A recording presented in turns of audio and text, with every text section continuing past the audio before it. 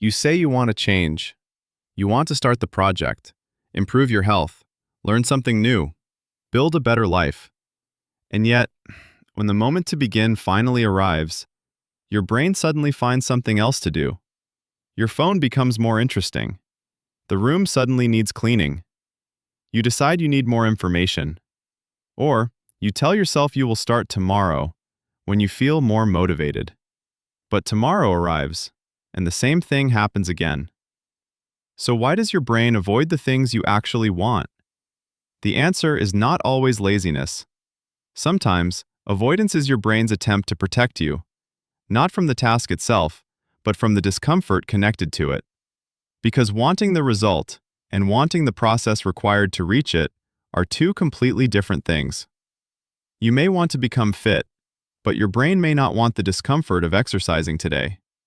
You may want to finish a difficult project, but your brain may not want the uncertainty of not knowing whether it will succeed. You may want to speak confidently, but your brain may not want the possibility of embarrassment. The future reward feels good when you imagine it, but the discomfort is happening right now. And your brain is heavily influenced by what feels immediate. The goal is far away. The discomfort is standing directly in front of you. So your brain chooses relief. You avoid the task. You open your phone. You watch another video. You tell yourself you will do it later. And for a moment, you feel better. That temporary relief is important because it teaches your brain something. The task created discomfort. Avoiding the task removed the discomfort. So the next time the task appears, your brain remembers the fastest way to feel better. Avoid it again. This is how avoidance becomes a habit. Not because you do not care, but sometimes because you care so much that the task starts to feel threatening. The more important something is to you, the more emotional weight it can carry. A meaningless task is easy to begin. There is nothing to prove, nothing important to lose. But the project you deeply care about? That is different. It can raise uncomfortable questions. What if I am not good enough? What if I try and fail? What if people judge me? What if I discover that I am not as talented as I hoped? As long as you do not begin, those questions remain unanswered. Your potential stays protected. You can continue telling yourself, I could probably do it.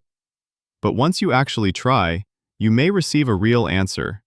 And uncertainty can feel safer than disappointment. This is one reason people sometimes avoid the goals they care about most. Beginning turns imagination into reality, and reality can be measured. Another reason your brain avoids important tasks is that they are often unclear. Work on my future, improve my life, start my business, get healthier. These sound like goals, but they are not clear actions. Your brain does not know where to begin, and when a task feels large, vague, or complicated, your mind predicts high effort. So even before you start, you feel tired. Think about the difference between these two instructions. Write the entire project. And open the document and write one sentence. The first one feels heavy. The second one feels possible. Your brain is not only reacting to the actual amount of work, it is reacting to how the work is represented in your mind. A vague mountain feels impossible. A visible first step feels manageable. Perfectionism can make this even worse. Perfectionism often sounds responsible.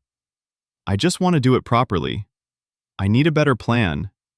I should research more before I begin. But sometimes, perfectionism is avoidance wearing professional clothing.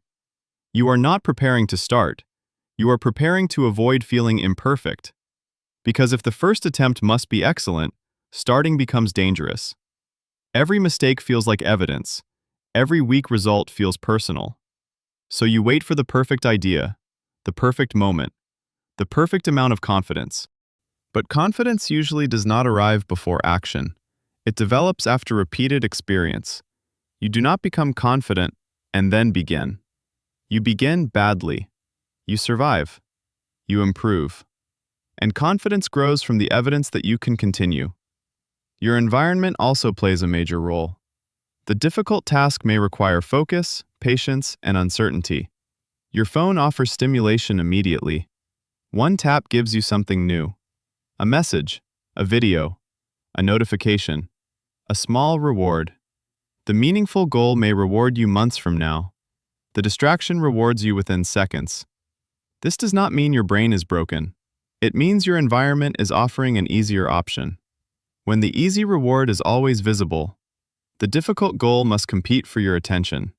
And most of the time, willpower alone is not enough. So how do you stop avoiding the things you actually want? First, stop waiting to feel ready. Readiness is often an emotion, not a requirement. You can feel uncertain and still begin. You can feel unmotivated and still take one small action. You can feel afraid and still move forward. The goal is not to remove every uncomfortable feeling before starting. The goal is to stop treating discomfort as a stop sign. Sometimes discomfort simply means, "This matters to me." Second, make the first step almost embarrassingly small. Do not tell yourself to study for 3 hours. Tell yourself to open the book and read 1 page. Do not tell yourself to complete the entire workout. Put on your shoes and move for 5 minutes. Do not tell yourself to build the whole business. Write down 1 offer.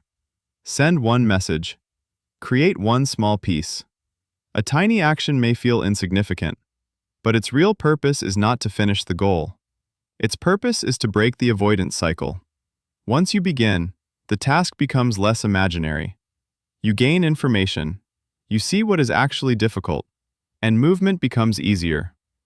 Third, name what you are really avoiding. Ask yourself, what feeling am I trying not to experience? Is it boredom? Confusion? Fear of failure? Fear of judgment? The possibility of discovering that the work is harder than expected? When the fear remains unnamed, it controls the situation from the background. But when you name it, you can respond to it directly. I am not avoiding the project because I do not care. I am avoiding the uncertainty of doing it badly. That sentence creates clarity, and clarity gives you a choice. Fourth, separate the result from your identity. A failed attempt does not mean you are a failure. A weak first draft does not mean you are a bad writer. A difficult workout does not mean you are incapable. It means you are currently practicing something difficult. Your work is something you produce. It is not a final judgment about who you are. When every result becomes personal, avoidance feels protective. But when results become information, action becomes safer. Fifth, make distractions slightly harder. Move your phone away. Close unnecessary tabs. Prepare the document before you need it. Put the tools where you can see them. Reduce the number of decisions required to begin. You do not need a perfect environment. You need an environment where the first useful action is easier than the first distraction. And finally, choose the action before your mood makes the decision. Decide, at 7 o'clock, I will sit at the desk and work for 10 minutes. Not, I will work when I feel motivated. Motivation changes constantly. A clear decision gives your brain less room to negotiate. You may still feel resistance, but resistance does not need to disappear. You only need to act before it becomes another excuse. Your brain may continue suggesting easier options. It may tell you to wait, prepare more, start tomorrow, or choose something comfortable instead. But those thoughts are not commands. They are suggestions from a brain that prefers immediate relief. And every time you act despite that discomfort, you teach your brain something new. Starting is survivable. Mistakes are survivable. Uncertainty is survivable. You do not need to defeat avoidance forever. You only need to stop obeying it for the next few minutes. Because the life you want is not usually hidden behind one giant decision. It is built through small moments. When your brain asks for comfort, and you choose direction instead. The next time you notice yourself avoiding something important, do not ask, "Why am I so lazy?" Ask, "What discomfort am I escaping? And what is the smallest honest step I can take right now?" You may not feel ready, you may not feel confident, but you can still begin. And sometimes, Beginning is the moment your brain finally realizes there was nothing to run from.